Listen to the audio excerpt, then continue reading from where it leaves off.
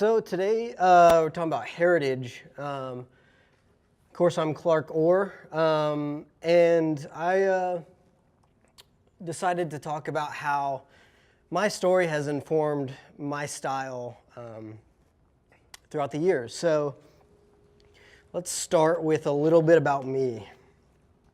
I'm from DeLand, Florida. Anybody heard of DeLand? Anybody been there? Show of hands. Okay, cool. I was born and reared in DeLand, a little town, 45 minutes, I guess, northeast of here. I live with my roommate, Edison. That's him right there. He's a little jerk. Can you guys see this? It looks a little washed out. Is there any lights we can turn off up here? Is it this one? Cool. How's that? Oh, there we go. You're like, I don't see what dog you're talking about. You thought I had a roommate named Edison with a cool name. Yeah, really hairy, has a cool beard, modern gentleman. So another thing about me is I collect a lot of old crap that I probably don't need, and I think I'm funny. So for Valentine's Day, I thought it'd be funny to do the little hearts and say something really romantic. So the most romantic thing in the world is the pottery scene from the movie Ghost. I'm glad you thought that was funny because that would have been really awkward. I was born in March 8th, 1984.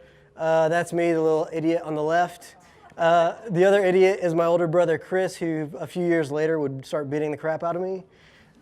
He's the reason why I flinch so much.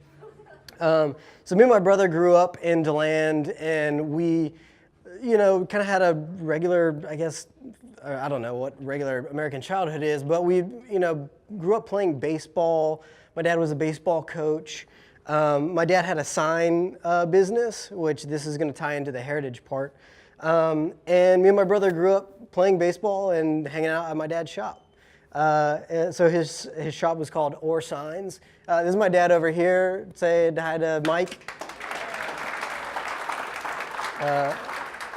I'm gonna talk a little bit about him today, as it will tie in. So I grew up in a sign shop from an early age, and I was exposed to graphics and specifically signage at an early age. I'm going to show you a few pictures of his work. This was him when he was mid-20s. Whoever took this photo wrote like the most obvious like, this is the clock. This is Mike Orr, DeLand, Florida. All right, obvious. But like the detail on this is insane. And I don't remember that because I don't think I was born then, but I remember stuff like this. This was a baseball field that I grew up going to. Stetson University's ballpark was called Conrad Park, and my dad did all the signs on the entire outfield wall, which was probably somewhere in the neighborhood of 20 or 30 wall signs.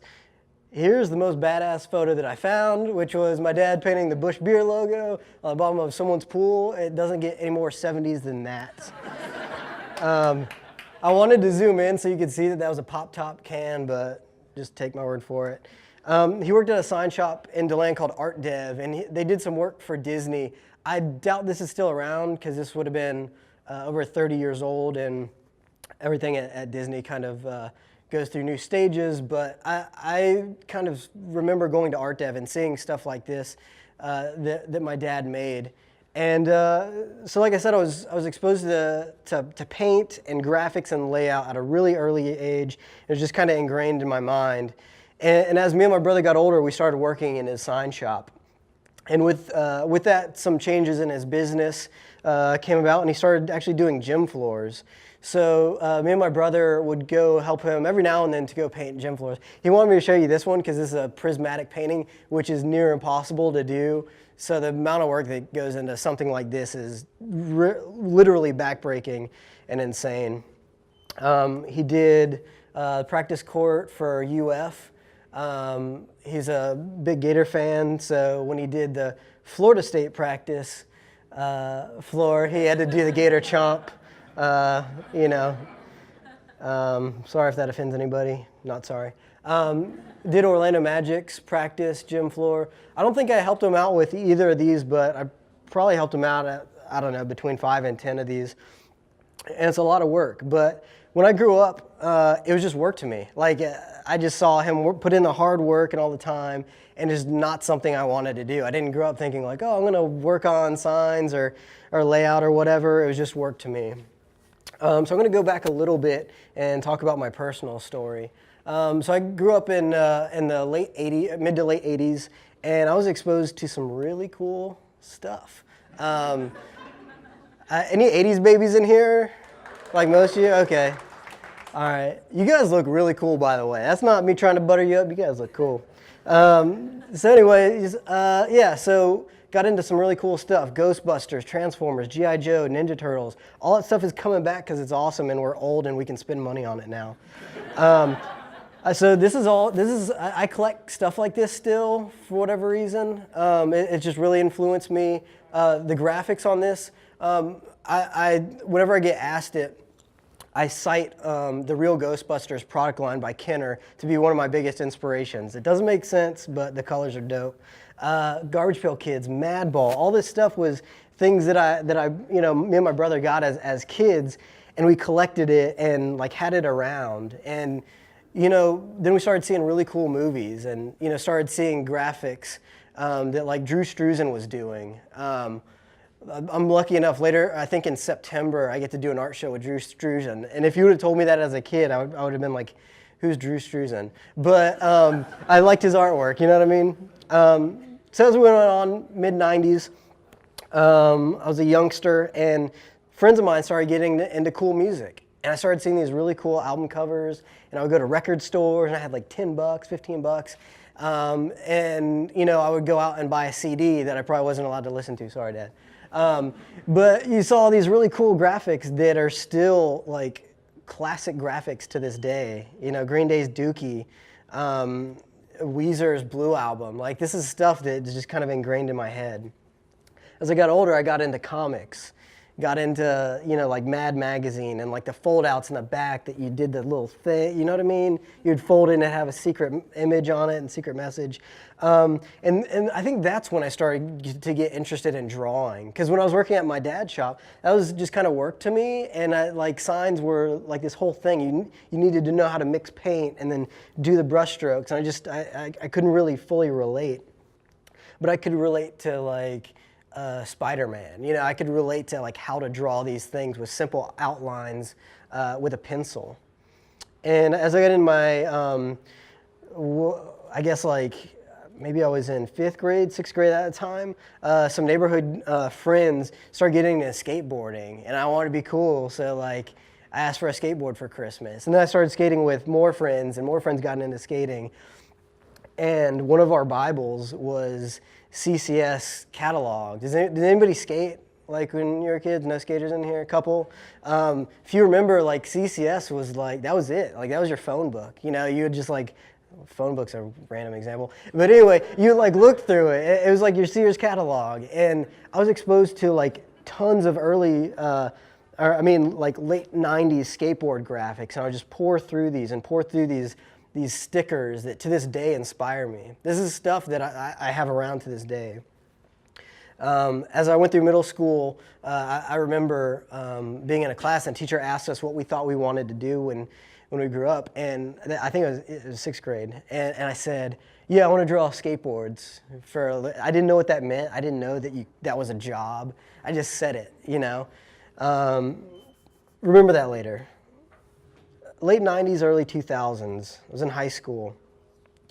Started getting into like punk music and hardcore shows and metal. And I started going to these concerts that like opened up this new world to me where people could just like freak the hell out and no one cared. Like it was like a big family atmosphere, and it was awesome. And along with that, after the shows, you could buy the t-shirts that the bands were selling. And I would try and buy some if I had the money to do it, to support the bands, and then come back to school and then wear the shirt of a band that no one had heard of at school. So these are things that impacted me in my teen years. And going to these shows, I started seeing posters by amazing artists like Aesthetic Apparatus and the Small Stakes, Jason Munn, local heroes, Lure, and these are just things that grabbed me, and I didn't fully understand why. I just knew I was drawn to it. And just like any idiot, I can do that. You know what I mean? Like, there's this really weird nature about me that says I can do that. And it's in everything I do. I try and figure it out myself. I'm like, I can do that, right? So with that, I paid more attention to graphics. I started paying attention to logos. I think I was always drawn to logos, pun intended, and I figured I can do those as well.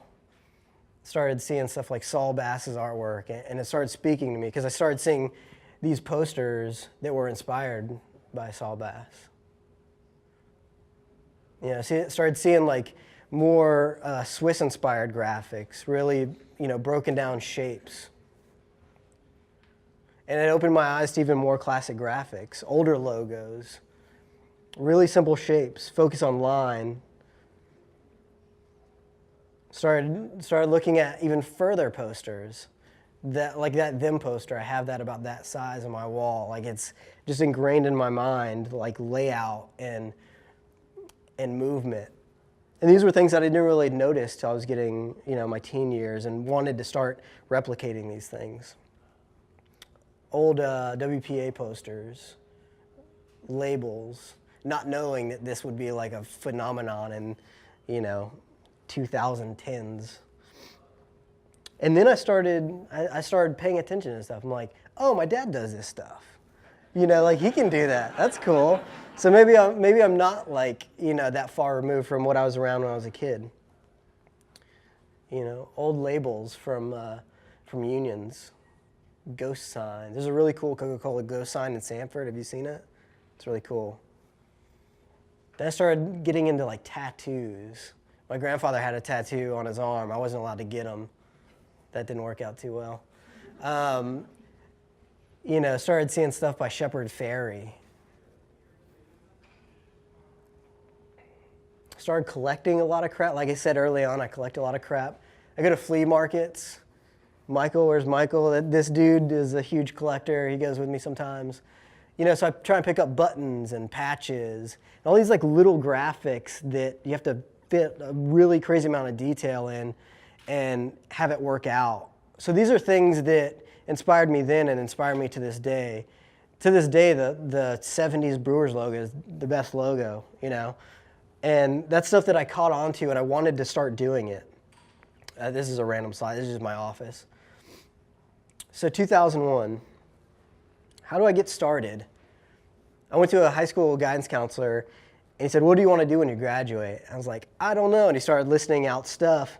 And he's like, what about engineering? What about graphic design? I was like, what's graphic design? I've heard of that.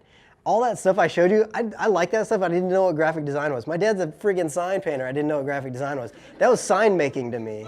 I was like, do you mean like a sign painter? He's like, no, graphic designer. I thought that was like doing AutoCAD and drawing buildings and stuff.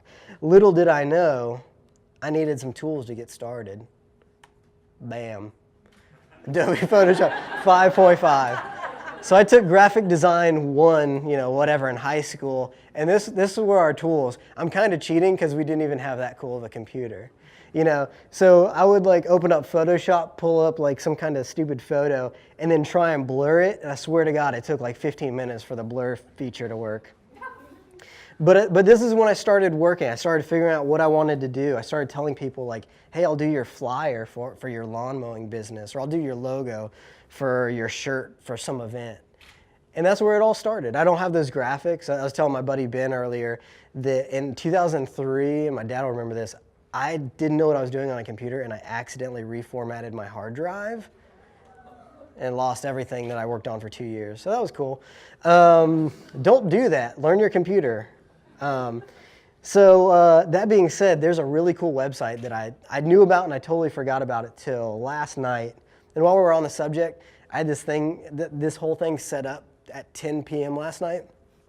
The file got corrupted, so I had to rewrite it. So it was a big bummer, but you guys are, made me stoked that I went through it, and really appreciate you being here. But so anyways, my first graphics that I found, that I posted, I found on a website last night when I was doing my second pass of this. There's a site called Espresso Beans. It's with an X. And I discovered my first legit design that I forgot about. And this is the first design that someone asked me to do for a concert. And it was my friend's hardcore band. They were called The Young and the Useless. They were from Central Florida area. And that was my first poster. It's so funny seeing because I remember it kind of. And this kind of started it all.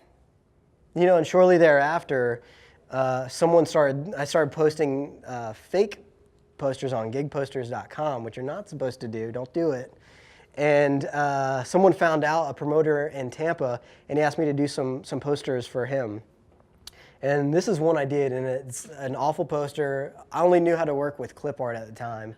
And someone saw this, and it was a guy in the band On Broken Wings. His name was John, and he reached out to me. He's like, "Hey, my name's John. I started a clothing company, and I really like your poster for me. Can you do some work for me?" And I said, "Yeah." And John was John Earl of Johnny Cupcakes, which is where 10 years of my career went, 10 years of my life went. And when I started, I didn't know what to do because I was using clip art. He's like, "Draw some original stuff." So these were some of my very first original designs where I was using Illustrator to draw out these simple characters and simple graphics. And these designs lasted a really long time in the span of the product. I think to this day, the Panda, they still print. Through that, bands started to hear about me. I'm going to show you some really embarrassing designs, or at least to me are embarrassing. This band from Florida named From First to Last asked me to do a shirt. I think this one sold in Hot Topic really well from what I remember, but that guy went on to be Skrillex, the singer of that band, which is funny. So I did a bunch of terrible Screamo band artwork. But all along the way, I was doing stuff for Johnny Cupcakes, and here's some artwork that I did along the way. We do a lot of parodies, so this was an obvious play on Star Wars. Did some original graphics. Love characters, as you can tell from the earlier part.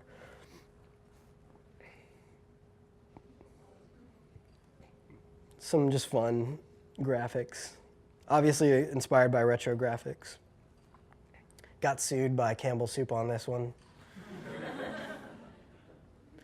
And got to do some posters when we opened up the LA shop in 2008.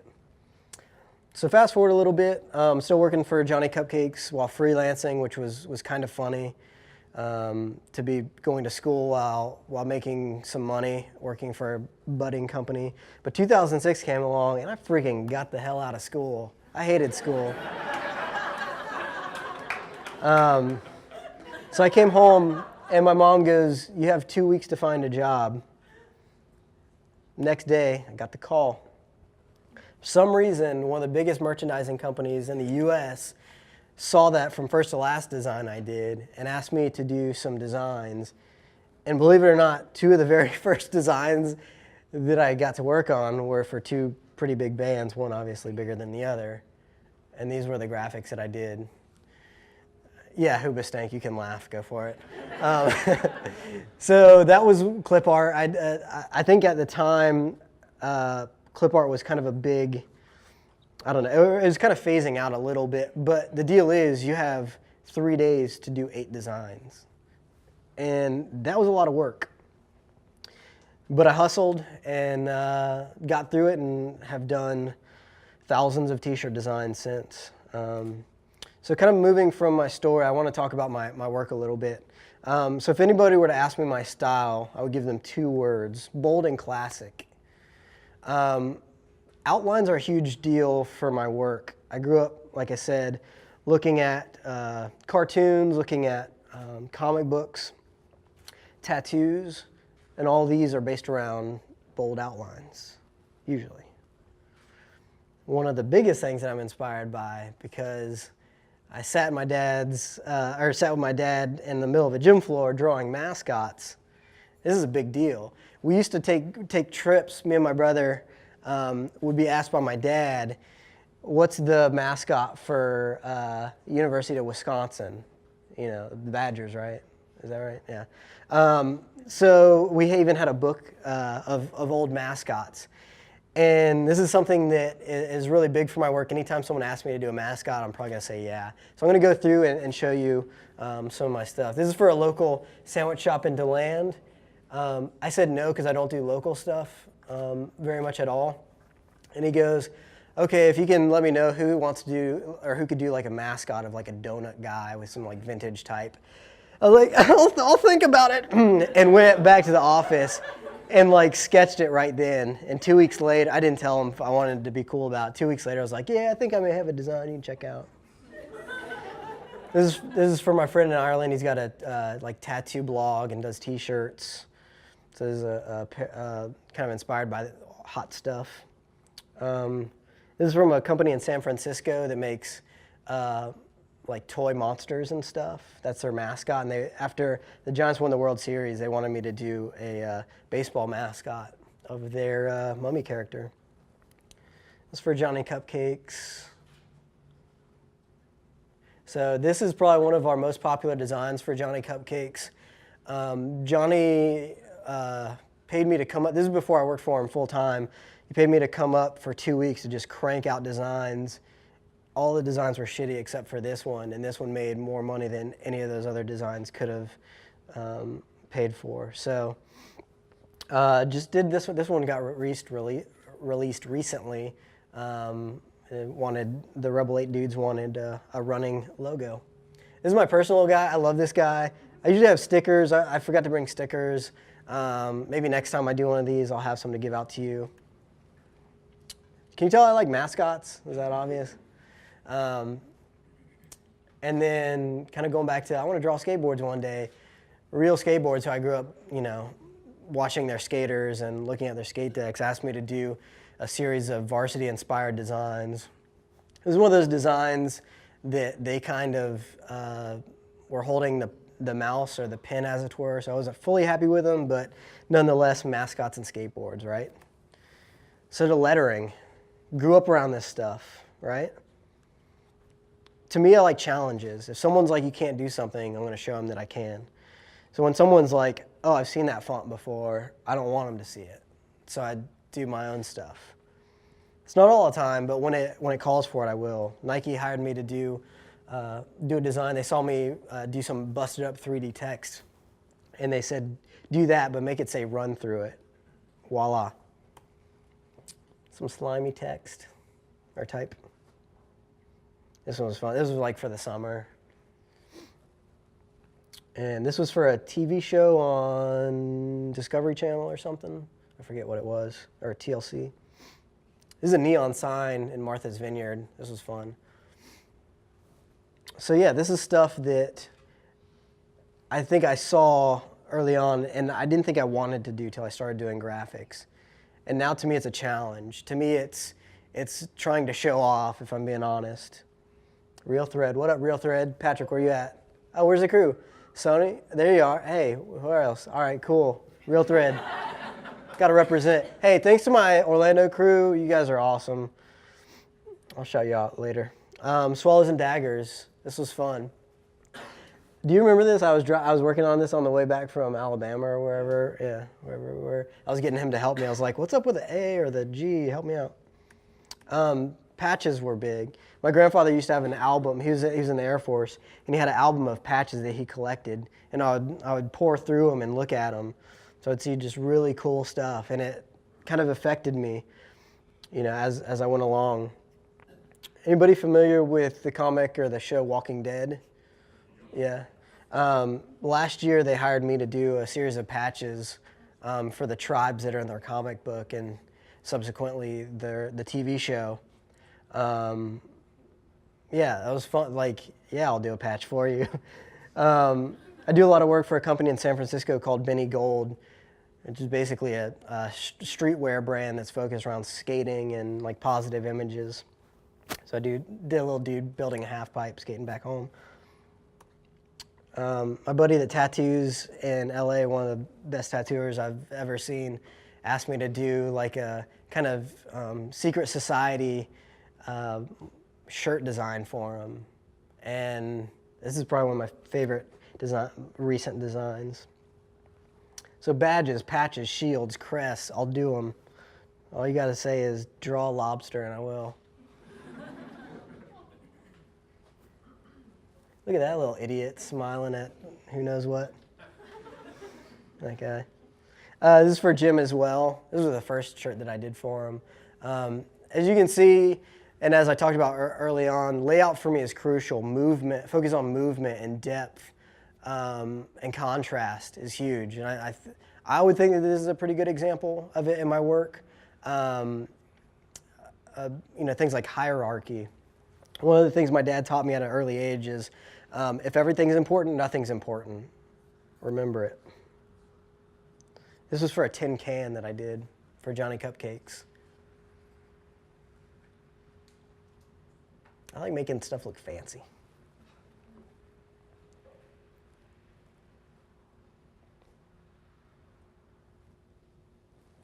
This is a play off of an old Union patch. Cheers.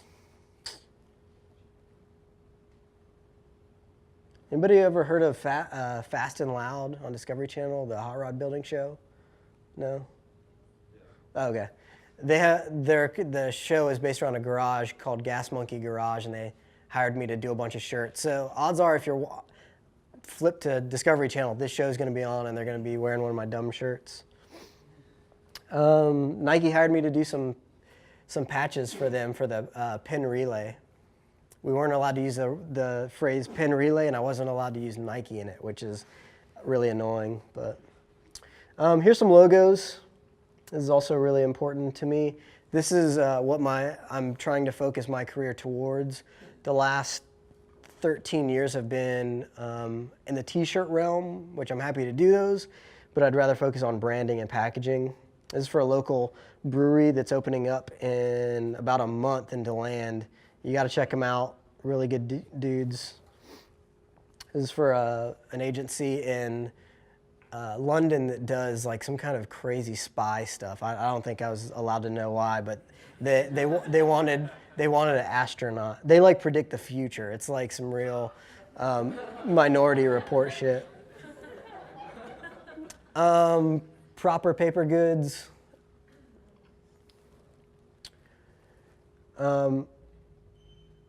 I feel like badges are really big lately, thanks to Alan Peters, which is good, awesome. That wasn't sarcastic. And that's something that I like doing. I try not to do it in everything, but it's something I'm really inspired by. This is the Mr. Bill sign that's in DeLand. My dad did the sign, so it's cool driving by downtown and seeing this thing swaying in the breeze.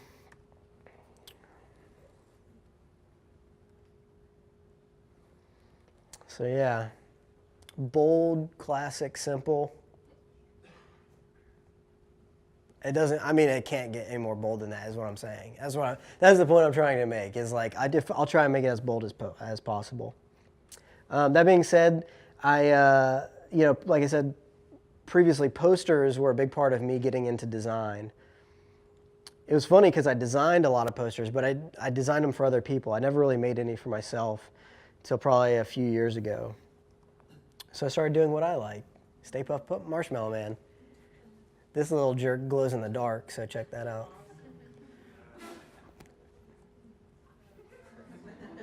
Ghostbusters 30th anniversary is this year, was 2 months ago, and I got asked to be a part of a show put on by Sony and Columbia Pictures, however that works out. And this is in a traveling art show, and is at Comic-Con today. So this was fun to work on. And everything works, by the way. You can do the maze if you want. This is actually like you put on the 3D glasses, and this thing pops off the page. It's really cool. I like my pieces to be interactive. When I printed this is crazy. This is probably the most popular thing I've ever done out of all my work. I sent these to a gallery in New York. They sold out that night, and woke up to a crazy amount of emails of people asking for them, mostly because this was scratch and sniff. So luckily enough, it won FPO Awards, which is a major design awards in Austin every year, put on by some amazing designers and judged by some amazing designers. And it blew me away, but it won Best in Screen Print, and then my hoverboard placed, I think, like 3rd or 4th or something like that. So I like doing pop culture stuff, you know. Let's turn these swing states into schwing states. Thank you. Any Arrested Development fans? Okay, cool. That one's for you. You know what's funny is I was going to put this in there, but I knew there was going to be like 5 people that were going to be stoked. You know what it is. People really like this one. This is like an Apple sticker.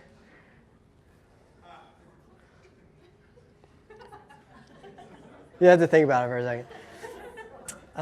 You know, I talk about how like a big focus of my work is outline based. Well, I'm trying to move away from that. I'm trying to not be so tied to that, and I'm trying to focus on other styles and really challenge myself. This was a poster that my friends Mama Sauce, shout out to those dudes and ladies, asked me to do for Creative South this year.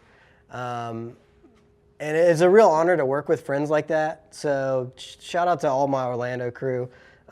Thanks so much for supporting me. One last thing I want to say is remember where you came from. You never know what little things that were maybe a big deal or not a big deal to you as a kid can inspire you in some even minute way. And when they asked me to speak on heritage, this was a thing that came to mind. Is all these things were like one little step that led to the next step that really defined my career to this day. And it's really exciting to look back on, because sometimes it's not as obvious, sometimes it's really obvious. One last thing, thank you guys for coming out. You literally could have been anywhere else, and I wouldn't have blamed you. So thanks for being patient, listening to me. Hold on, my peoples. All right, we're going to panorama this thing.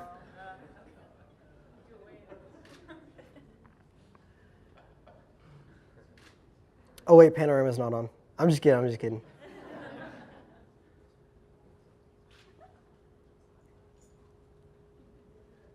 Okay, one last one. Okay. Get crazy, y'all. Yeah, okay. Do you want to take one where we're all sleeping in the seats? You were the entire time, so I was like, you all, not just you. And again, I wouldn't have blamed you. You thought you were going to see Harry Potter or something. You can follow along on the Twitters or the Instagrams at Clark Orr. Give me a little shout out if you liked it. If you didn't like it, don't give me a shout out. That'd be mean. Thanks again for Creative Mornings. It was a real honor to be here. Thanks, Victor and Chris and the rest of the crew. It means a lot. So thanks again. Appreciate it. Thank you, sir.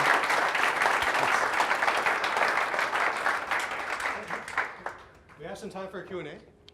Oh yeah, I forgot about that. If you have questions for Clark, now's the time to ask. If you can just repeat the question.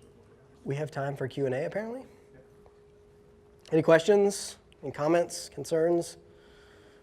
What's up, Patrick? I noticed you have a lot of awesome textures on some of your stuff. Thank you. Tim Sylvia thing. Mm-hmm. How do you go about? Do you make those yourself, or do you kind of Yeah. somewhere else? So the question was, do I make textures and distress that I put on some of my artwork myself? I do. One thing you can do is scan in paper and put it in Photoshop and then adjust the threshold. Sometimes I'll add layers to each other and multiply it and then mess with the levels and the threshold on it. So yeah, just go out and you can even take photos of concrete or something, and it's all really like editing and Photoshop.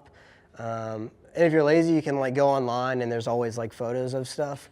But yeah, I try and do stuff myself as far as texturing. So yeah, good question.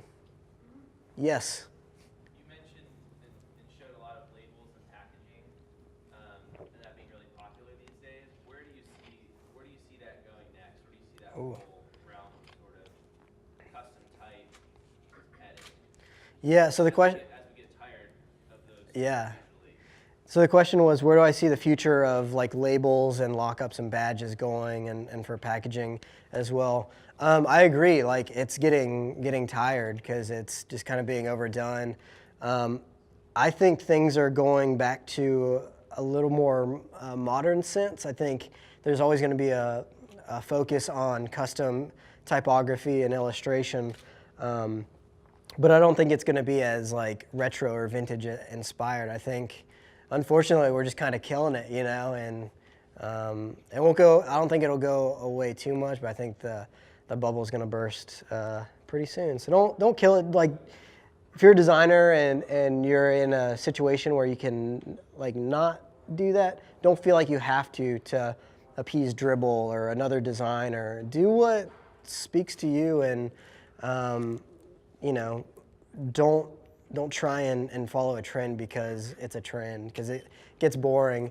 All that, I mean, not to sound like that guy, but I was like into that stuff before it was like a hashtag, so yeah, that was a very good question. Anybody else? Yes. As you transition from doing stuff for friends and locally to being approached by people, how did you figure out what your artwork was worth and how to monetize it? That's a good question. So the question was, how do you monetize your work, and how do you get to a point to knowing what you're worth when you're hired? The one thing is, don't do stuff for free. We've all done it, but never do stuff for free. Do something for as little as it is. Trade something out for like a meal. Like I'll do it, but like take me out to dinner or something. So there's this equal like. You help me out, I help you kind of a thing. So that's step number one. Step number two is always charge higher than you think, because the worst they can say is no, and you can come back and negotiate. There's books out there on pricing guidelines. It's put out by the Graphic Artists Guild.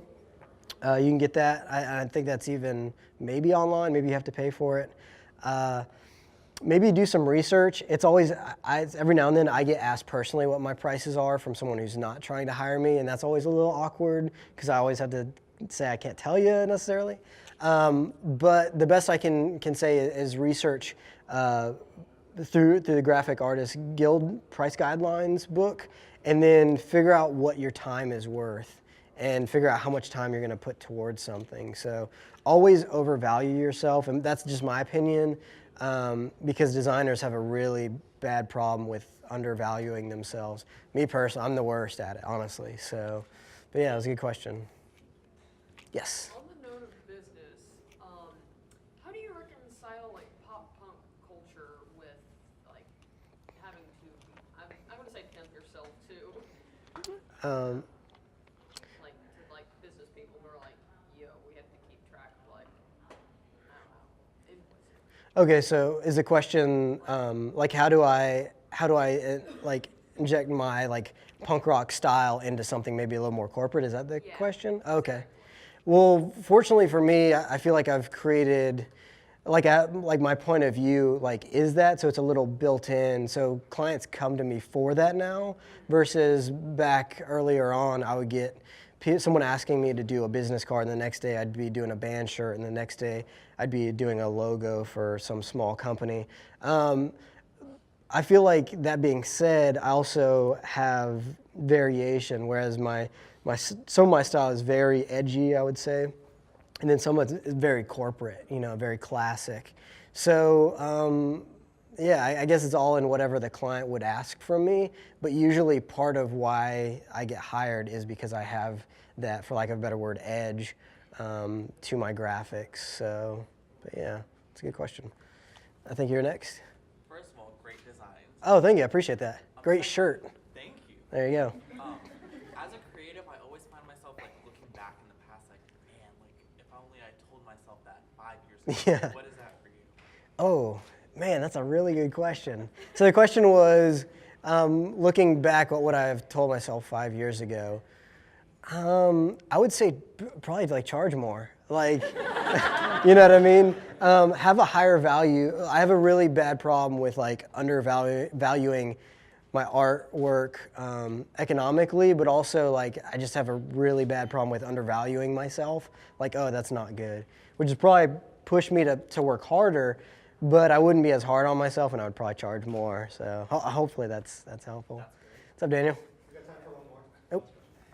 Well, like you said, like you like to challenge yourself and like to try out different styles and stuff like that. So, what is your challenge right now? What is your style that you're trying to go towards now? Yeah, good question. I think to kind of go back to your question, I'm sorry, the question was, what am I challenging myself with now? Is I feel like a lot of the dribble and like Instagram design that's going up right now, that stuff looks awesome, and I'm not downplaying that. I think it's time for me to like step outside of that a little bit. So whereas I have those classic themes, like going back in my design, I'll go back to it real quick. So this last one right here, this is like that same stuff that you'd probably see with a hashtag like badge hunting on it, but I wanted to break it down into simple shapes, and like I don't think this is the most unique thing in the world, but it's getting me out of my everything has to have an outline to it, and focusing on breaking shapes down a little more, I guess, simply. So I'm really trying to break free of bold outlines and like kind of resting on my laurels in that sense. So yeah, I think this is a good example of me kind of taking the next step in making things a little more simplified and a little more clean and basic. So good question. All right. All right, before we break, you want to give Mr. Orr the floor? I Oh, yeah. just wanted to say a couple of things, if you don't mind. Yeah. Heritage, we got it, right? Well, no, this really isn't a heritage thing, but he was talking about when he met Johnny Cupcakes. And a lot of you know the Johnny Cupcake story if you know Clark. But he said that Johnny had a clothing company. Well, if by clothing company he meant selling T-shirts out of the trunk of his car when Clark met him. And that was in 2001. When he started, I started in 2003. With the connection Yeah, with yeah. him. In 2008, Johnny was named the #1 young entrepreneur by Business Week magazine in the United States. So I thought, and Clark was such a big, yeah, I'm bragging on him, but he was such a paid big him to part say of this. that. Oh, what are you saying? I don't- Thing, were you gonna say the this? other thing I want to correct him on, when he graduated from college, his mother and I did not tell him he had to get a job in 2 weeks. We said, take the summer off. Okay. Mom said 2 weeks. I don't know what you said. Yeah. Thank you. Yeah. Thanks again. I really appreciate it.